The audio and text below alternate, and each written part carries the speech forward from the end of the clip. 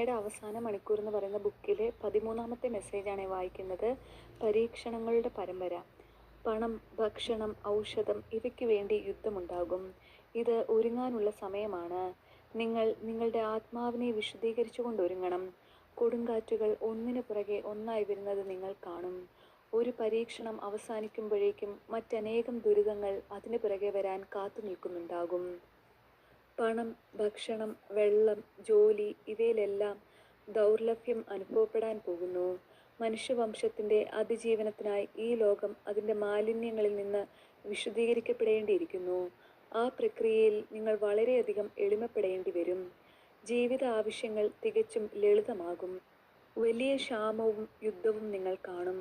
അത് രാഷ്ട്രങ്ങൾ തകർന്നു വീഴാൻ കാരണമാകും. എൻ്റെ ജനമേ, ഈ ലോകത്തിന് യുദ്ധത്തിൽ നിന്നും രോഗത്തിൽ നിന്നും ക്ഷാമത്തിൽ നിന്നും ഒരിക്കലും വിശ്രമം ലഭിക്കില്ല. അബോർഷനിലൂടെ കൊല്ലപ്പെട്ട എൻ്റെ കുഞ്ഞുമക്കളുടെ എണ്ണത്തിനനുസരിച്ച് എൻ്റെ ജനം വളരെ വലിയ നാശം ഉടനെ നേരിടാനിരിക്കുന്നു. യുദ്ധം നടന്നുകൊണ്ടിരിക്കുന്നു, അത് തുടരുകയും ചെയ്യും.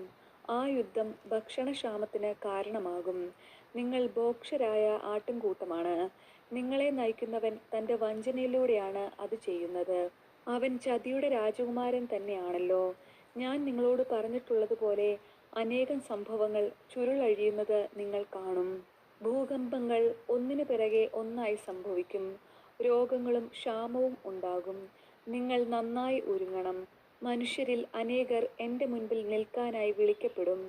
എന്തെന്നാൽ എൻ്റെ ജനത്തിൽ നിന്ന് ഒരുപാട് പേർ വരേണ്ടിയിരിക്കുന്നു.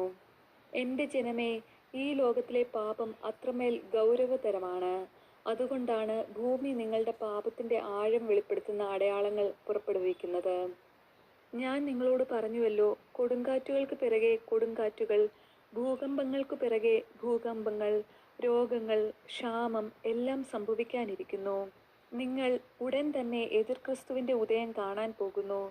അത് മഹാമാരികളുടെയും ക്ഷാമത്തിൻ്റെയും യുദ്ധത്തിൻ്റെയും നാശനഷ്ടങ്ങളുടെയും നടുവിലായിരിക്കും സംഭവിക്കുക.